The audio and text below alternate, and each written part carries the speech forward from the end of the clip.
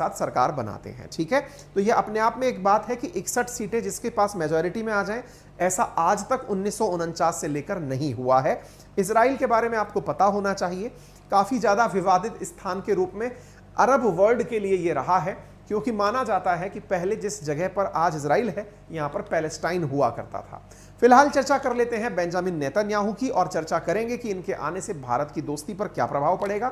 तो नेतन्याहू पहली बार 1996 से 1999 के लिए 3 साल के लिए प्रधानमंत्री चुने गए थे।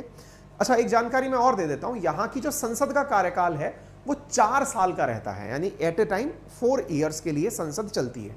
जैसे अपने यहाँ 5 साल का संसद का कार्यकाल होता है, बिल्कुल वैसे ही ये दूसरी बार प्रधानमंत्री बने वर्ष 2009 से लेकर के 2021 के बीच में, और 12 साल 74 दिन तक प्रधानमंत्री रहे।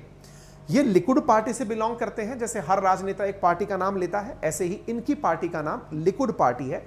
ये राइट विंग पार्टी है। हमने आपको जब ब्राजील वाला केस डिस्कस किया था तब बताया था कि वहां पर जो लूला नाम के व्यक्ति राष्ट्रपति चुनाव जीते हैं वो लेफ्टिस्ट पार्टी से हैं, और हमने ये भी बताया था कि लैटिन अमेरिका में 6 देश ऐसे हो गए हैं जो लेफ्टिस्ट सरकार चला रहे हैं, है ना।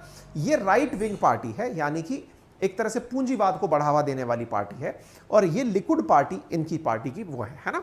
इनको प्यार से लोग किंग बेबी, मैजिशियन के नाम से पुकारते हैं। और ये सत्ता से गए क्यों थे? अब दूसरा सवाल बनता है कि 3 साल में 5 बार चुनाव क्यों हुए? असल में इनके ऊपर 2019 में आरोप लगे भ्रष्टाचार के। इनके विरोधियों ने आपस में गठबंधन बनाया, इनको सरकार से गिराने का प्रयास किया, लेकिन चुनावी जानकार हैं, राजनीति अच्छे से समझते हैं, इन्होंने उनकी ही गणित बिगाड़ दी। इनकी जगह बनकर के जो नफ्ताली बेनेट आए, यायर लैपिड आए, उन सबको पद से हटना पड़ा। फाइनली ये सरकार के अंदर वापसी कर गए हैं। उम्मीद है आप ये जानकारी समझ गए हों। अब बात करते हैं भारत के साथ में इनके रिश्तों की। तो ये जानकारी प्राप्त कर लीजिए कि प्रधानमंत्री ने इन्हें बधाई दे दी है। बधाई देने के पीछे का बड़ा कारण क्या है? क्योंकि असल में प्रधानमंत्री नरेंद्र मोदी ने भारत के वो पहले प्रधानमंत्री बने जिन्होंने इजराइल की यात्रा की थी। और तो और जब ये नेतन्याहू इंडिया आए थे तो प्रधानमंत्री इन्हें रिसीव करने एयरपोर्ट तक गए थे, प्रोटोकॉल तोड़कर, जिसे इन्होंने अपने चुनावी कैंपेन में भी दिखाया था नेतन्याहू ने कि देखिए इंडिया मुझे कितना पसंद करता है। ठीक है, तो इस तरह से दोनों एक दूसरे के काफी जानने मानने वाले रहे हैं, इसलिए ये दोनों एक दूसरे को मित्र कह के संबोधित करते हैं। उम्मीद की जा रही है कि इजराइल जब भारत के साथ व्यापारिक रिश्ते आगे बढ़ाएगा तो भविष्य में अब इनकी यात्रा के साथ फ्री ट्रेड एग्रीमेंट भारत के साथ आसानी से कर पाएगा। आने वाले समय में इन चीजों के बारे में कभी डिटेल से चर्चा की जाएगी।